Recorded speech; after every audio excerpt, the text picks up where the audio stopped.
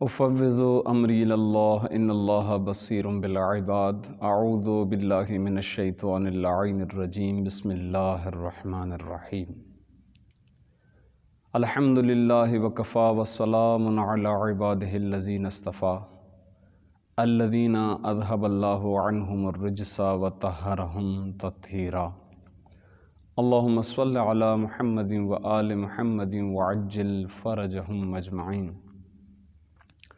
لا سیما بقیت اللہ فی الارضین روحی و ارواح العالمین لتراب مقدمہ الفدا واللعنۃ الابدیۃ علی اعدائہم اجمعین من یوم عداوتہم الی قیام یوم الدین اما بعد فقد قال اللہ تبارک و تعالی فی کلامہ المجید و فرقانہ الحمید بسم اللہ الرحمن الرحیم ووجدک عائلا فاغنا۔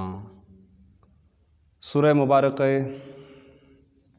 ضحیٰ کی آیت نمبر 8 کی تلاوت کا شرف حاصل ہوا ہے۔ ماہ رمضان المبارک کی مناسبتوں کے سلسلے میں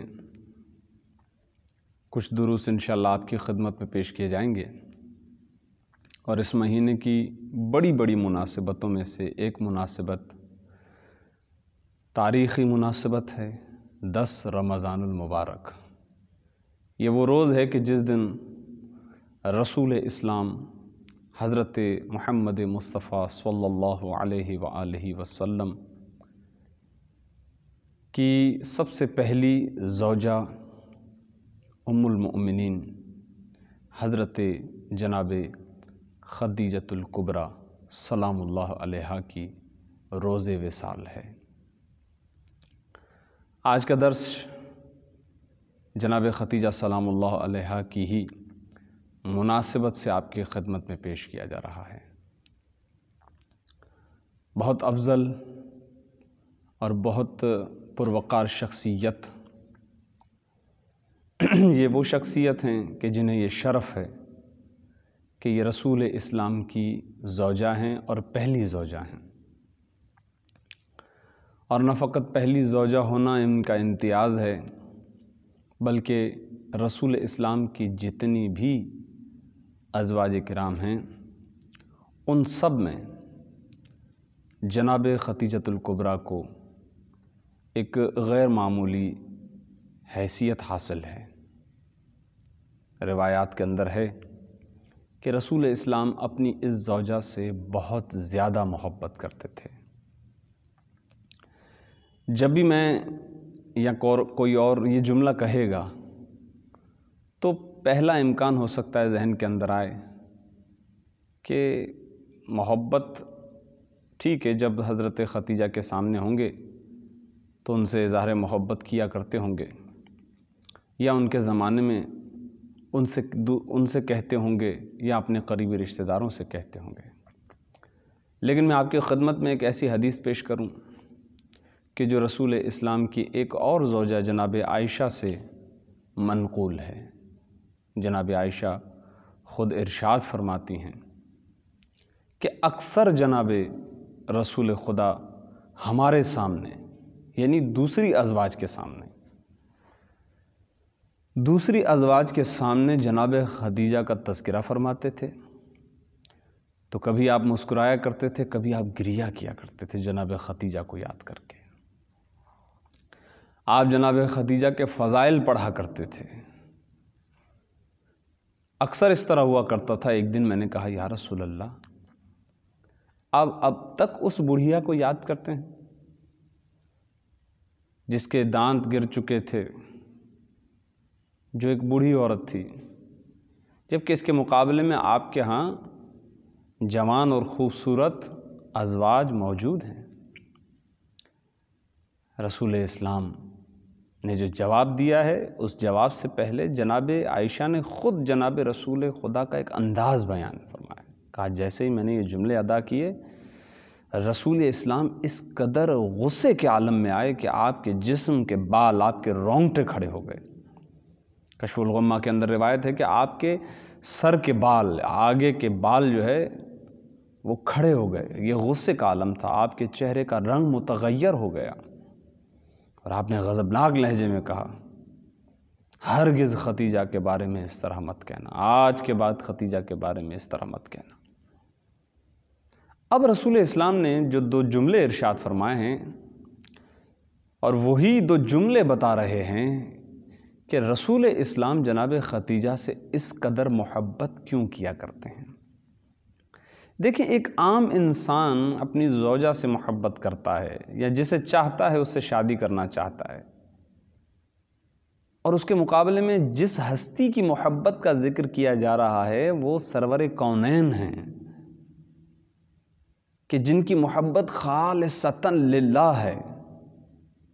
اگر ان کے بارے میں کہا جائے کہ وہ اپنی زوجہ سے محبت کرتے ہیں، اس کا مطلب یہ ہے کہ اس کے اندر للہیت موجود ہے، پروردگار عالم کے لیے محبت ہوگی، اور وہ یہ 2 جملے ہیں کہ جس سے پتہ چلتا ہے۔ لہٰذا رسول اسلام نے ارشاد فرمایا کہ جناب عائشہ کو جواب دیتے ہوئے کہ ہرگز آج کے بعد ختیجہ کے سلسلے میں اس طرح کی گفتگو مت کرنا، اس لیے کہ خدیجہ مجھ پر اس وقت ایمان لے آئیں کہ جس وقت سب مجھے جھٹلا رہے تھے۔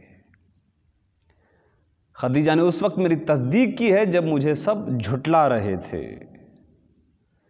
اور خدیجہ نے مجھے اس وقت عطا کیا ہے کہ جس وقت سب مجھے محروم کر رہے تھے۔ 2 جملے آپ کی خدمت میں پیش کیے رسول اسلام کے۔ محبت کی وجہ رسول اسلام خود ہی ارشاد فرما رہے ہیں کہ جس وقت دنیا میری تکذیب کر رہی تھی، مجھے جھٹلا رہی تھی، اس وقت جناب ختیجہ نے میری تصدیق کی ہے، مجھ پر ایمان لے آئی ہیں، اور جب دنیا مجھے محروم کر رہی تھی، مجھے یتیم سمجھ رہی تھی، مجھے تنگ دست کہہ رہی تھی، اور میں تھا، تو اس وقت مجھے عطا کیا ہے ختیجہ نے۔ یہ 2 علتیں اظہار محبت کے طور پر آپ ارشاد فرما رہے ہیں کہ میں اس لیے محبت کرتا ہوں ختیجہ سے۔ بارہا شہزادی کا تذکرہ فرمایا ہے آپ نے، سیدہ ختیجہ طاہرہ سلام اللہ علیہا۔ یہ مشہور و معروف روایت ہے، اور میں نے ابتداً اسی لیے آپ کی خدمت میں اس روایت کو پیش کیا ہے کہ یہ متفقن علیہ حدیث ہے۔ یعنی ہو سکتا ہے کہ اگر کسی اور کی بات کو پیش کیا جائے تو اس قدر وزن نہ ہو کہ جس قدر وزن جناب عائشہ کی اس حدیث میں موجود ہے، اس لیے کہ وہ خود زوجہ رسول ہیں۔ ایک زوجہ دوسری زوجہ کی تعریف کس طرح کر سکتی ہے؟ تو یقیناً یہ بہت اہم بات، اہمیت کی حامل بات تھی، جس کے اندر سے ہمیں 2 باتیں اور ظاہراً دکھائی دے رہی ہیں۔ ایک رسول اسلام کا یہ جملہ، اور دوسرا آپ کا شہزادی کے ساتھ اظہار محبت ہے۔ جناب ختیجہ سلام اللہ علیہا کے بعض القابات ہیں جو مشہور ہیں، ہو سکتا ہے اس سے زیادہ بھی ہوں، اور چونکہ دامن وقت کا خیال رکھتے ہوئے آپ کی خدمت میں چند مشہور باتوں کو پیش کیا جا رہا ہے۔ یہاں پر ایک بات آپ کی خدمت میں ابتداً پیش کر دیتا ہوں کہ شہزادی کے سلسلے میں، جناب ختیجہ کے سلسلے میں روایات جو ہیں بہت زیادہ گھڑی بھی گئی ہیں۔ روایات آپ کی شان، مرتبے اور منزلت کو کم کرنے کے لیے آپ کے خلاف روایات کو گھڑا گیا ہے۔ میں پرٹیکولرلی کسی ایسی حدیث کو پیش کرنا نہیں چاہتا، لیکن ایک بات آپ کی خدمت میں یہ پیش کر دیتا ہوں کہ وہ حدیثیں گھڑی گئی ہیں، وہ جملے گھڑے گئے ہیں شہزادی کی شان کو کم کرنے کے لیے، ان کے مقام و مرتبے کو ٹھیس پہنچانے کے لیے۔ دکھ اس بات کا بھی ہے، لیکن اس قدر نہیں۔ اس سے زیادہ دکھ اس بات کا ہے کیونکہ یہ ایک تاریخی پہلو ہے، اور اس میں سب سے بڑا ظلم یہ ہو جاتا ہے کہ ان حدیثوں نے ہماری کتابوں کے اندر جگہ لے لی ہے۔ یعنی خود ہماری کتابوں کے اندر ایسی احادیث موجود ہیں کہ جو ہمارے عقائد سے بھی ٹکراتی ہیں، اہل بیت کی فضیلت سے بھی ٹکراتی ہیں، خود جناب ختیجہ طاہرہ کی مقام و مرتبے اور ان کی حیثیت سے بھی مناسبت نہیں رکھتی ہیں۔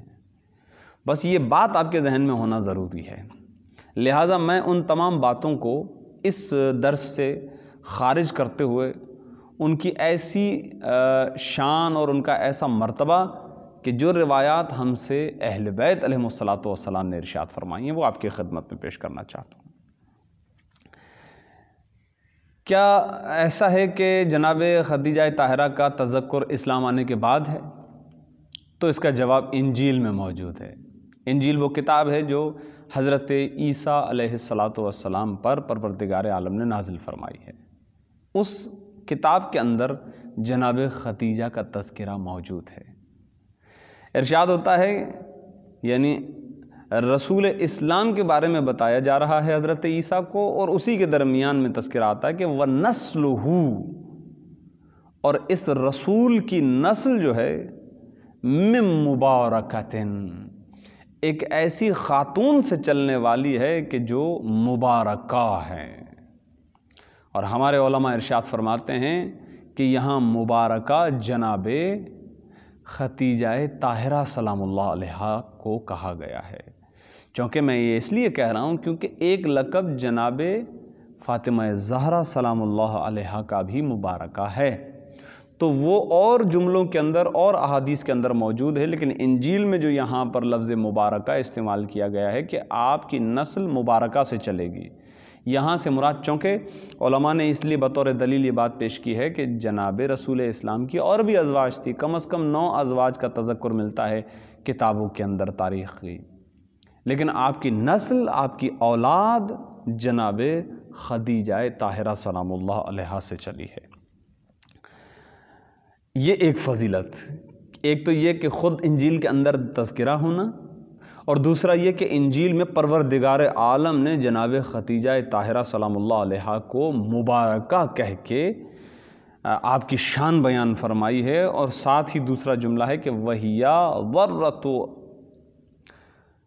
أُمِّكَ فِي الْجَنَّةِ، ارشاد فرمایا کہ اور یہ آپ کی والدہ گرامی، یہ کس سے خطاب ہو رہا ہے؟ جناب عیسیٰ سے، یہ آپ کی والدہ گرامی جناب مریم کی رفیقہ ہوں گی جنت میں۔ یہ آپ کی فضیلت ہے جسے پروردگار عالم نے گزشتہ آسمانی کتابوں کے اندر ارشاد فرمایا ہے۔ تو مبارکہ پہلا لقب جو شہزادی کے بارے میں مشہور ہے۔ اور ختیجہ طاہرہ آپ کے لقب کی علت بیان کی گئی ہے کہ آپ نہایت ہی پاک خاتون تھیں، دیندار تھیں، متدین تھیں۔ اور یہ کہاں سے ملا ہے ہمیں؟ ایک طویل خطبہ ہے حضرت ابو طالب علیہ السلام کا کہ جو وقت نکاح آپ نے، یہ میں طویل اس لیے کہہ رہا ہوں، ویسے وہ عام طور پر جتنے خطبے پڑھے جاتے ہیں یا جس طرح کی گفتگو ہوتی ہے تو اس لحاظ سے بہت چھوٹا ہے، لیکن ہمارے درس کے اعتبار سے کہہ رہا ہوں کہ یہاں درمیان میں اس خطبے کو شامل نہیں کیا جا رہا۔ حضرت ابو طالب نے جب خواستگاری فرمائی ہے جناب ختیجہ طاہرہ سلام اللہ علیہ کی، آپ نے اس وقت اس لفظ کا استعمال کیا ہے کہ میں اپنے بھتیجے محمد کے لیے آپ کی بیٹی، آپ کے خاندان کی بیٹی، کیونکہ مستند روایت یہ ہے کہ جب حضرت ختیجہ کا عقد ہو رہا تھا اس وقت آپ کے والد گرامی جناب خویلد حیات نہیں تھے، آپ کسی جنگ میں شہید ہو چکے تھے۔ دوسرا، اسی زمانے کی عورتوں کے لحاظ سے 2 القاب بڑے مشہور ہیں۔ ایک تو یہ کہ شہزادی چونکہ بہت زیادہ دولت مند تھیں، آپ کو آپ کے والد گرامی سے وراثت میں جو دولت ملی اس کو آپ نے بہت زیادہ بڑھایا، کیونکہ آپ نے تجارت کی اور تجارت میں برکت ہے، چونکہ آپ دیندار تھی اور آپ پروردگار عالم کے دین پر تھی۔ وہ دین کون سا؟ جو دین حضرت ابراہیم کا دین تھا، آپ اس پر باقی تھیں، اور آپ کو اپنے بزرگوں سے وراثت کے اندر بہت ساری چیزیں ملی ہیں جن میں شرافت ہے، عفت ہے، پاک دامنی ہے، دینداری ہے، پروقار شخصیت رکھنا ہے، اور اسی طریقے سے یہ لقب آپ کا ہے کہ چونکہ تجارت، جتنی بھی تجارت کرنے والے لوگ ہوا کرتے تھے ان میں سب سے زیادہ مرکزی اہمیت کی حامل تھی جناب ختیجہ طاہرہ سلام اللہ علیہ۔ اسی لیے آپ کا ایک لقب ہے سیدۃ التجار، تجارت کرنے والوں کی مالکہ سیدہ، جبکہ آپ کا ایک لقب سیدۃ النساء بھی ہے۔ رسول اسلام کی حدیث سے آپ نے ارشاد فرمایا کہ کچھ ایسی خواتین ہیں کہ جو اپنے زمانے کی خواتین کی سردار ہیں، اور ان میں سر فہرست جناب خدیجہ طاہرہ سلام اللہ علیہ ہیں۔ یقیناً اس میں کوئی شرف نہیں ہے کہ وہ کوئی شک نہیں ہے کہ وہ ہستی کہ جو عالمین کی عورتوں کی سردار ہیں، یعنی فاطمہ زہرا سلام اللہ علیہا، آپ ان کی بھی والدہ گرامی ہیں۔ لیکن بہرحال شہزادی کا اپنا ایک شرف ہے کہ آپ عالمین کی اور جنت کی عورتوں کی سردار ہیں۔ تو جناب خدیجہ طاہرہ کا ایک لقب سیدۃ النساء، سیدۃ التجار، اور خود رسول اسلام آپ کی زندگی میں آپ کو کبریٰ کے نام سے یاد فرماتے تھے، خدیجۃ الکبریٰ۔ شہزادی کا نام جب لیا بھی جاتا ہے تو اس وقت کبریٰ کا لفظ استعمال کیا جاتا ہے۔ اس کے علاوہ اور بھی القابات ہیں، لیکن دامن وقت کو ملحوظ نظر رکھتے ہوئے گفتگو کو آگے بڑھاتے ہیں۔ اب آئیے کہ آیت قرآن میں جب انجیل میں تذکرہ ہے تو قرآن میں بدرجہ اولیٰ تذکرہ ہونا چاہیے۔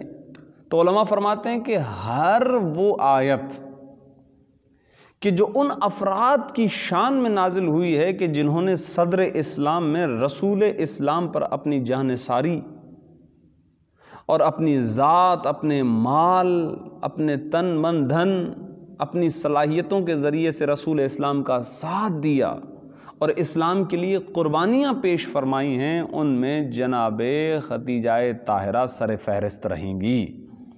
انفرادی طور پر ایک ایک چیز کا تذکرہ کیا جا سکتا ہے، لیکن کچھ چیزیں انشاءاللہ آپ کی خدمت میں پیش کر دی جائیں گی ساتھ ساتھ، کہ جتنی بھی آیات صدر اسلام کے مسلمانوں کی فضیلت میں آئی ہیں، اگر آپ ان کی فہرست بنانا چاہیں گے تو سر فہرست جناب خدیجہ طاہرہ سلام اللہ علیہا کا تذکرہ آئے گا، جبکہ انہی ہستیوں میں حضرت ابو طالب علیہ السلام کا بھی تذکرہ ہوگا۔ تو پہلی چیز تو یہ ہے۔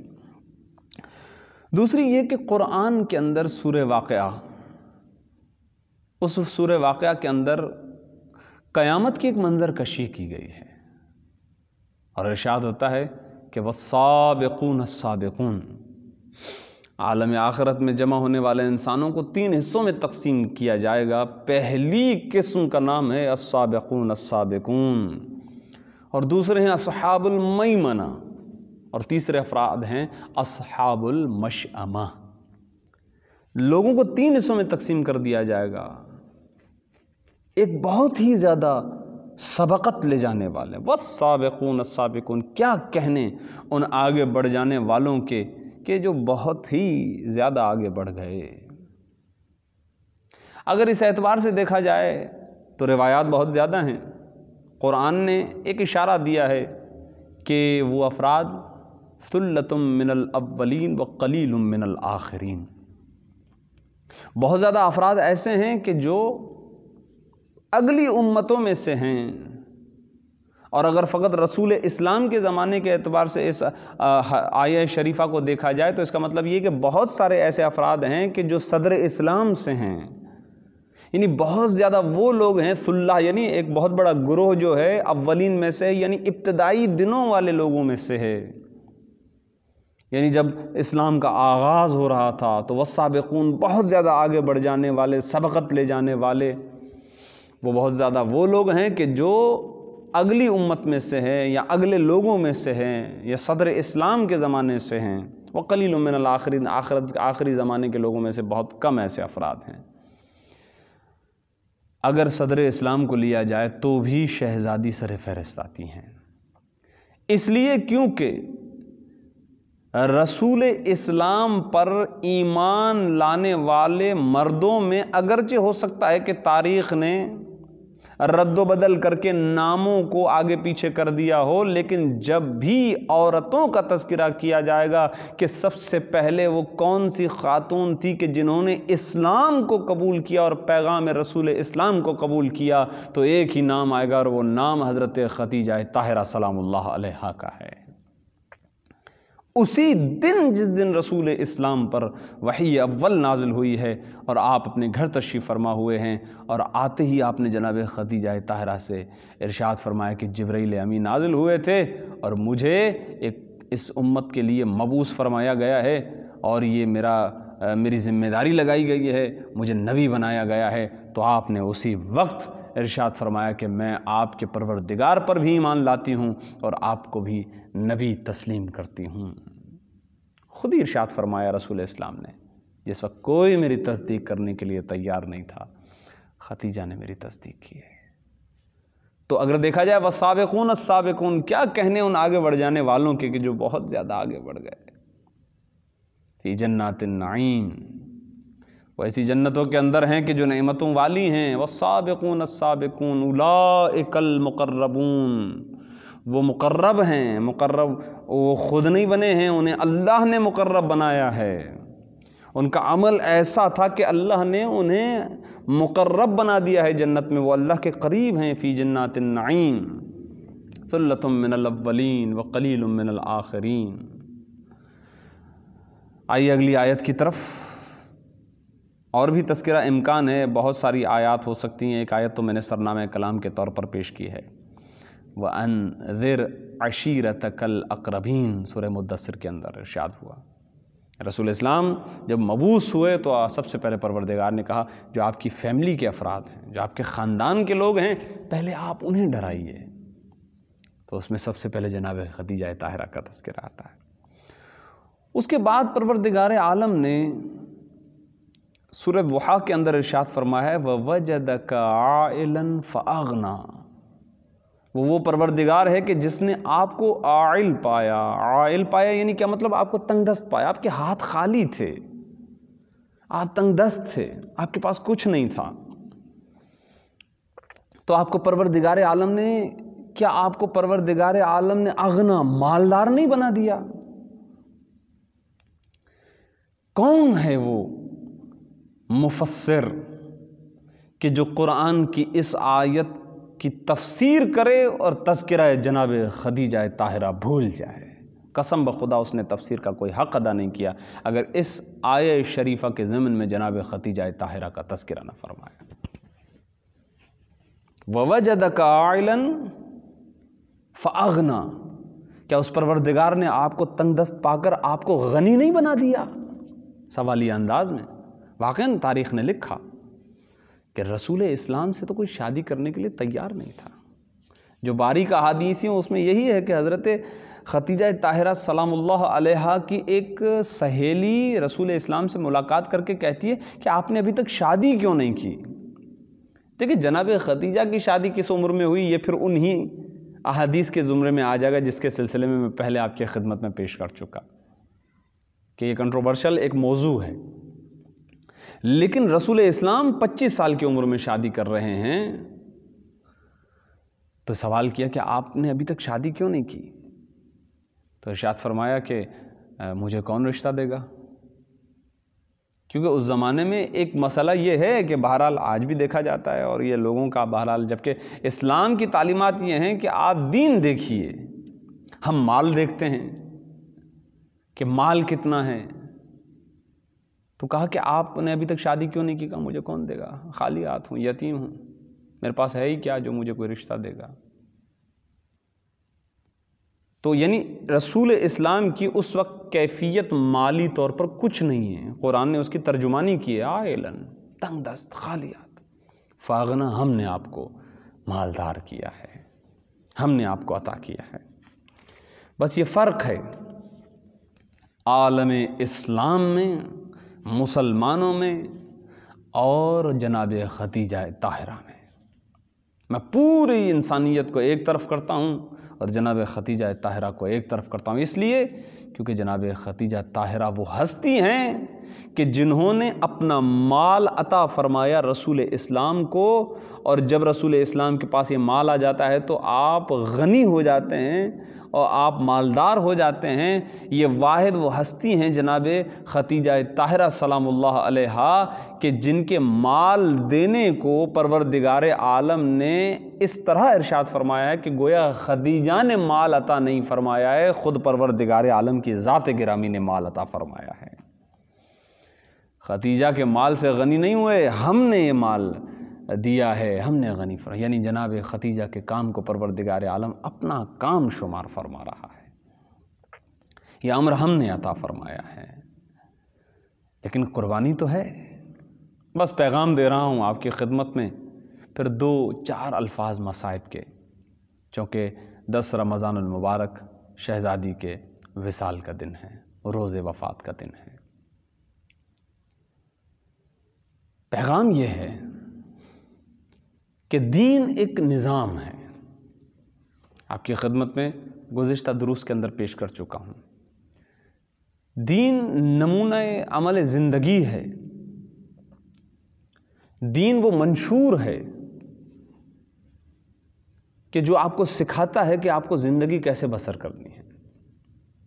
پروردگار عالم نے اس دین کو ہمارے لیے بھیجا کہ تمہیں بیکار اور عبث خلق نہیں کیا گیا ہے، بلکہ یہ دین اس لیے ہے تاکہ تم اس پر عمل کرو اور اپنی زندگی کو بہتر سے بہتر بناؤ۔ لیکن یہ دین قربانیاں مانگتا ہے۔ ہر زمانے کے اپنے اپنے لوازمات ہیں۔ جب رسول اسلام کے زمانے میں خدیجہ طاہرہ سلام اللہ علیہا کے زمانے میں ان کے پاس یہ دین آیا ہے تو اس وقت کیفیت کیا تھی؟ ہر انسان کی اپنی اپنی ذمہ داری ہوتی ہے کہ جب میرے سامنے دین آیا ہے تو اس دین کے ساتھ مجھے کیا کرنا ہے۔ یہ دین میرے لیے ہے لیکن میں اس دین کے لیے کیا ہوں۔ لیکن ایک مرتبہ یہ ہوتا ہے کہ دین کو میں نے لے لیا اور میں نے ایک زندگی بسر کر دی، جتنا میرے فائدے میں تھا میں نے عمل کیا، جتنا میرے فائدے میں نہیں تھا، میرے نقصان میں تھا، میں نے اسے چھوڑ دیا۔ یہ ایک تفصیلی موضوع ہے، اشارہ دے رہا ہوں آپ کی خدمت میں۔ لیکن جناب خدیجہ طاہرہ کے سامنے جب یہ دین آتا ہے تو آپ نے فکر کی، آپ نے سوچا ہے کہ اس دین کے لیے میں کیا کر سکتی ہوں، اس دین کی بنسبت میری کیا ذمہ داری ہے۔ تو دیکھیں وہ کچھ اور ہیں کہ جو دین کے لیے کچھ عطا کرتے ہوں۔ جناب خدیجہ طاہرہ وہ ذات گرامی ہیں کہ جنہوں نے اپنا سب کچھ اسلام کے لیے عطا کیا ہے اور خرچ کر دیا ہے۔ کیا ہے ان کے پاس؟ انہوں نے اپنی ذات کو دیکھا ہے۔ جب انہوں نے اپنی ذات کو دیکھا تو دو چیزیں سامنے آئی ہیں، ایک آپ کا تن، آپ کا وجود، دوسرا آپ کا مال، آپ کی دولت۔ آپ نے دونوں چیزیں سرکار رسالت مآب کی خدمت اقدس میں پیش کی ہیں۔ میرا مال بھی آپ پر قربان ہو جائے، میری جان بھی آپ پر قربان ہو جائے، اس دین اسلام کے لیے میں سب کچھ دینے کے لیے تیار ہوں۔ اس سے بڑی کوئی قربانی نہیں ہے۔ آپ نے ارشاد فرمایا اے میرے رسول، آپ نے ارشاد فرمایا اے نبی خدا، میرا جو مال ہے آج سے آپ کا ہے، آپ جس طرح چاہیں خرچ کریں، یہ آپ کا مال ہے۔ یہ آسان نہیں ہے، یہ باتیں صرف کہنے کی نہیں ہیں، غور کرنے کی باتیں ہیں۔ آج سے جو کچھ میرا ہے، 80,000 اونٹ تھے شہزادی کے پاس کہ جن پر ان کے مال تجارت لاد کر لایا جاتا تھا شام اور مصر کی طرف۔ اس قدر مال تھا آپ کا۔ واقعاً اگر مال خدیجہ نہ ہوتا، میں بڑی سنبھل کے یہ جملے کہوں کہ اسلام کو جو تقویت ملی ہے، اسباب کچھ اور بھی ہیں لیکن ان میں سے ایک بہت بڑا سبب مال خدیجہ ہے، قربانی ہے جناب خدیجہ طاہرہ سلام اللہ علیہا ہے۔ آپ نے اپنا مال سب کچھ رسول اسلام پر نچھاور کیا، اور رسول اسلام، دین اسلام کی تبلیغ میں جس قدر زحمتیں مشقتیں برداشت کر رہے تھے، ایک ایک قدم پر جناب خدیجہ طاہرہ آپ کے ساتھ ہیں۔ جیسے ہی رسول اسلام نے اعلان نبوت ارشاد فرمایا، وہاں سے لے کے کفار آپ کے سخت ترین دشمن ہو گئے تھے، لیکن جناب خدیجہ قدم قدم پر آپ کے ساتھ رہیں، آپ کو حوصلہ دیا، آپ کو ہمت دی۔ تبھی تو آپ ارشاد فرما رہے ہیں کہ میں کیسے بھولوں اسے۔ اسی لیے لمحے لمحے یاد کر کے جناب خدیجہ کو آپ گریہ کیا کرتے تھے، وہ اسی لیے کیونکہ مشکل دنوں کے ساتھی کبھی بھولے نہیں جا سکتے۔ جب آپ کے پاس دولت ہے، جب کہ آپ کے پاس مال ہے، جب آپ کے پاس پاور ہے، سب کچھ ہے، اس وقت تو آپ کے دوست بہت زیادہ ہیں۔ جب آپ پر مشکل وقت آتا ہے، اس وقت آپ کے ساتھ کون کھڑا رہتا ہے؟ سچا دوست آپ کا وہی ہے، سچا خیر خواہ آپ کا وہی ہے۔ لہٰذا شہزادی جناب خدیجہ طاہرہ اس وقت آپ کے ساتھ تھی جب آپ کے ساتھ کوئی نہیں تھا۔ 40 سال کے آپ جب ہوئے تو آپ پر اسلام کی ذمہ داری تھی کہ آپ اسے پھیلائیں، اور بڑی سنگینی تھی، بڑی مشکلات تھیں اس وقت کے اندر، اور ان دنوں میں سے سخت ترین دن شیب ابی طالب کے تھے، کیونکہ 10 سال آپ نے مکے میں گزارے، 53 سال تک آپ مکے کے اندر رہے ہیں، لیکن 40 سال کے جب ہوئے وہاں سے لے کر 50 سال تک یہ 10 سال مکے والوں کے ساتھ رہے۔ بڑی مشکلات کا زمانہ تھا، جناب خدیجہ نے آپ کا ساتھ دیا ہے، بڑی مشکلات، بڑی جو ہے سختیاں مظالم ڈھائے گئے ہیں آپ پر قدم قدم پر، اس کے بعد سب سے بڑی مصیبت جو آ رہی تھی وہ یہ کہ جب ان لوگوں نے دیکھا کہ ہماری ساری قوتیں صرف ہو جانے کے بعد بھی حضرت محمد مصطفیٰ اپنے اس پروگرام سے، اپنے اس مشن سے دور نہیں ہٹ رہے، تو انہوں نے قتل کا منصوبہ بنایا۔ قتل کا جب منصوبہ بنایا تو حضرت ابو طالب آگے بڑھے اور آپ نے رسول اسلام کی جان کے لیے بڑے نذرانے پیش کیے ہیں، اور ان میں سے ایک یہ ہے کہ آپ نے وہ فوراً اپنے گھروں سے شفٹ ہو کر اس گھاٹی کے اندر، اس وادی کے اندر کے جو حضرت ابو طالب کی ملکیت تھی، جسے شیب ابی طالب کہا جاتا ہے، آپ وہاں اپنی فیملی کے ساتھ شفٹ ہو گئے ہیں۔ اور ان 10 دنوں پر بھی، ان 10 سالوں پر بھی بھاری تھے وہ 3 سال کہ جو شیب ابی طالب میں گزارے گئے ہیں۔ سخت ایام ہیں وہ شیب ابی طالب کے۔ ایک بچہ، اس کا بچپن ایسا گزرے، کیونکہ شہزادی کا بچپن شیب ابی طالب میں گزرا ہے، شہزادی فاطمہ زہرا سلام اللہ علیہا کا۔ کھانے کے لیے کچھ نہیں تھا، اس لیے کہ سوشل بائیکاٹ ہے، اقتصادی طور پر پابندیاں لگا دی گئیں شیب ابی طالب میں رہنے والوں کے لیے، نہ انہیں ان سے کوئی لین دین کرے، نہ اسے کوئی چیز خرید فروخت ان سے کوئی کرے۔ روایات کے اندر ملتا ہے کہ گھاس پھوس کھا کر گزارا کیا کرتے تھے شیب ابی طالب کے اندر رہنے والے رسول اسلام حضرت ابو طالب، امیر المومنین علی ابن ابی طالب علیہ السلام، جناب فاطمہ بنت اسد سلام اللہ علیہ، جناب ختیجہ طاہرہ، جناب فاطمہ زہرا سلام اللہ علیہ، اور گھر کے کچھ قریبی افراد۔ کھانے کو اب کچھ نہیں ہے، بھوک کے عالم میں یہ وقت گزارا ہے، جتنا تھا وہ ختم ہو چکا تھا۔ ایسے اوقات میں، ایسے وقت کے اندر، ایسی مشکل کی گھڑی کے اندر کون ساتھ رہتا ہے؟ یہ ہیں اسلام کے حقیقی محسن، یہ ہیں رسول کے سچے ساتھی، کہ جنہوں نے رسول کا اس زمانے میں ساتھ دیا تھا کہ جب رسول تنگ دست تھے، رسول کے پاس رہنے کی جگہ نہیں تھی، رسول کو اپنے پروگرام اور مشن کو آگے بڑھانے کے لیے ساتھیوں کی ضرورت تھی۔ یہ ہیں وہ حقیقی ساتھی جنہوں نے اپنے جان کے نذرانے پیش کیے ہیں۔ جب اسلام پروان چڑھ جاتا ہے پھر تو بہت سارے آ جاتے ہیں، لیکن جب اسلام کو شروع میں اور اس کی جڑ کو راسخ ہونے کے لیے مدد کی ضرورت تھی، تو اس پودے کو پانی دینے والی ہستیوں میں سر فہرست ہیں جناب ختیجہ طاہرہ۔ بس عزیزو، اس سے زیادہ زحمت نہیں ہے۔ جناب ختیجہ طاہرہ وہ شہزادی کہ جنہوں نے ملکہ بن کر زندگی بسر کی ہے، ہو سکتا ہے کبھی اٹھ کر پانی نہ پیا ہو۔ ایک روایت کے اندر ہے کہ شہزادی کے گھر میں، جناب ختیجہ طاہرہ کے گھر میں 400 کنیزیں تھیں، 400 خدمت گزار تھے، ہو سکتا ہے کبھی اٹھ کر پانی نہ پیا ہو۔ وہ بی بی زندگی کے آخری لمحات میں، جبکہ آپ کی عمر 65 ہو چکی ہے، زندگی کا وہ حصہ ہے کہ جس میں اپنے مال و دولت کے ذریعے سے بہترین آرام و آرائش رکھ سکتی تھی، لیکن عزیز و اسلام کی خاطر، دین خدا کی خاطر آپ اپنی زندگی کا آخری وقت شیب ابی طالب کے اندر گزار رہی ہیں، جبکہ اب آپ کے پاس کھانے کے لیے کچھ نہیں ہے۔ رسول اسلام کے لیے آپ نے اپنا سب کچھ قربان کر دیا، اور کیا کیفیت طاری ہو رہی ہوگی آپ کے قلب پر جب آپ بچپن کے عالم میں شہزادی فاطمہ زہرا کو اس حالت میں دیکھ رہی ہوں گی کہ اچھا کھانے کو اور اچھا پہننے کو ان کے لیے کچھ نہیں ہے۔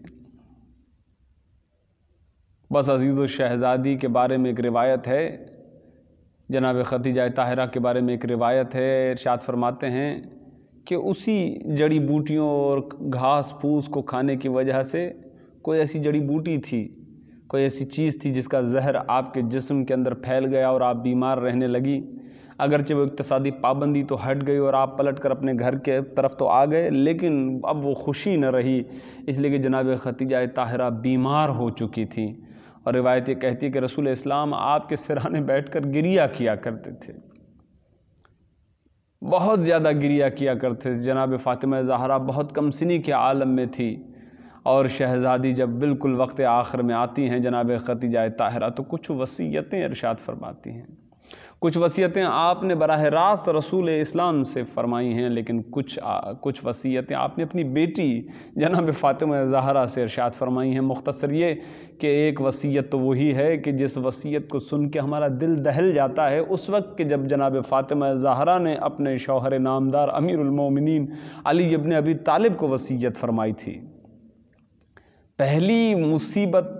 پہلی وصیت ہی مصیبت لگتی ہے، اور جب بھی ہم اسے سنتے ہیں تو ہمارا دل زار و قطار روتا ہے کہ کیا ان ہستیوں سے یہ ممکن ہو سکتا تھا، لیکن اس کے باوجود یہ جملے ادا ہوئے ہیں۔ جناب ختیجہ نے رسول اسلام سے ارشاد فرمایا ہے کہ اے میرے شوہر نامدار، اے رسول خدا، اگر کبھی خدمت میں کوئی کوتاہی رہ گئی ہو تو مجھے معاف فرمائیے۔ یہ وہی جملہ ہے کہ جو جناب زہرا نے امیر المومنین سے ارشاد فرمایا تھا کہ اگر کوئی خدمت میں کوتاہی رہ گئی ہو، ارے آپ سے اور خدمت میں کوئی کوتاہی رہ گئی ہو تو مجھے معاف کیجیے گا۔ اور دوسری وصیت جسے میں پیش کرنا چاہتا ہوں وہ یہ کہ آپ نے کہا کہ اب آپ جائیے دوسری وصیت میں اپنی بیٹی فاطمہ زہرا سے کرنا چاہتی ہوں۔ اور جب شہزادی قریب آتی ہیں تو جناب ختیجہ طاہرہ ارشاد فرماتی ہیں، اے بیٹی اپنے بابا سے کہنا کہ میرے پاس جو کچھ تھا کہ میں راہ خدا میں دے چکی، اب میرے پاس کفن تک نہیں۔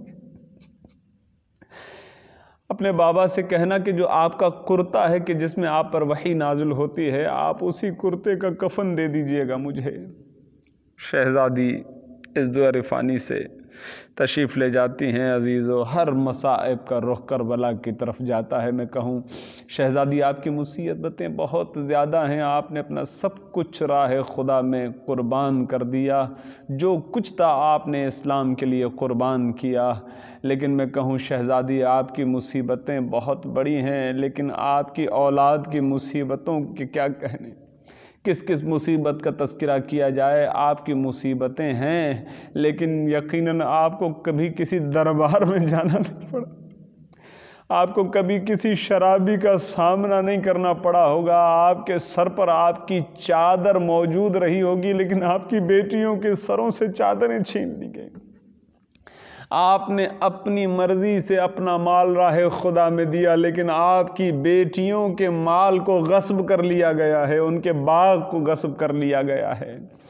ہاں، آپ کی ایک ہی بیٹی تھی کہ جو زندہ رہی، ان سے اولاد چلی، لیکن آپ کی اولاد کربلا کے میدان میں ایک ایک ہو کر ذبح ہوتی رہی۔ آپ کے پاس ممکن ہے پانی ہو وقت آخر تک، لیکن کربلا میں آپ کی اولاد کے پاس پانی کا ایک قطرہ نہ رہا کہ جو قطرہ پی سکیں۔ آپ کا لخت جگر حسین ابن علی وقت آخر نہر فرات کے کنارے تو موجود ہے، لیکن اسے ایک قطرہ آپ نصیب نہیں ہے، اور وہ یہ کہہ رہا تھا کہ ارے کیا مجھے پہچانتے نہیں ہو؟ میں حسین ہوں، میں تمہارے نبی کی بیٹی کا بیٹا ہوں۔ ارے کیا ایک قطرہ آپ نہیں ہے کہ وہ نبی کی بیٹی کے بیٹے کو عطا کر سکو؟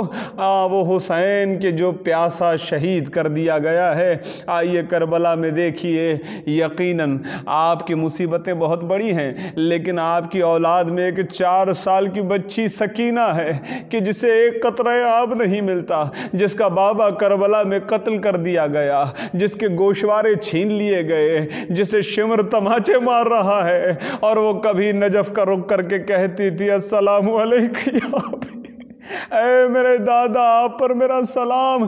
کبھی رسول خدا کی قبر مطہر کی طرف اشارہ کر کے کہتی تھی السلام علیکم یا نبی اللہ، اے نبی ہماری مدد کو آئیے، میرا بابا پیاسا مارا گیا، ہمیں جلایا گیا، ہمارے خیموں کو لوٹ لیا گیا۔ الا ولعنۃ اللہ علی القوم الظالمین وَسَيَعْلَمُ الَّذِينَ ظَلَمُوا أَيَّ مُنْقَلَبٍ يَنْقَلِبُونَ۔ بار الہ تجھے واسطہ ہے۔ ام المؤمنین جناب ختیجہ طاہرہ سلام اللہ علیہا کی عظمت کا ہماری اس عبادت کو اپنی بارگاہ میں قبول فرما۔ پروردگار ہمیں جناب ختیجہ طاہرہ کی سیرت مبارکہ سے درس لینے کی توفیق عطا فرما، ہمیں اپنے مال کی، اپنے جان کی، ہمیں وقت دین اسلام کے لیے قربانی دینے کے لیے تیار رہنے کی توفیق عطا فرما، دین اسلام کو سمجھ کر، اس کی باریک بینیوں کو سمجھ کر اس پر عمل کی توفیق عطا فرما، بروز محشر اہل بیت کی شفاعت نصیب فرما، وہ شہزادی کہ جسے تو سلام کیا کرتا تھا پروردگار، اس کی عظمت کا واسطہ ہمارے گناہان کبیرہ و صغیرہ معاف فرما اور ہمیں بروز محشر ان کی شفاعت نصیب فرما، زمانے کے امام کے ظہور میں تعجیل فرما اور ہمیں امام کے اعوان و انصار خاص میں شمار فرما۔ ربنا تقبل منا انک انت السمیع العلیم، ما شاء اللہ لا حول ولا قوة الا باللہ العلی العظیم، اللہم صل علی محمد وآلہ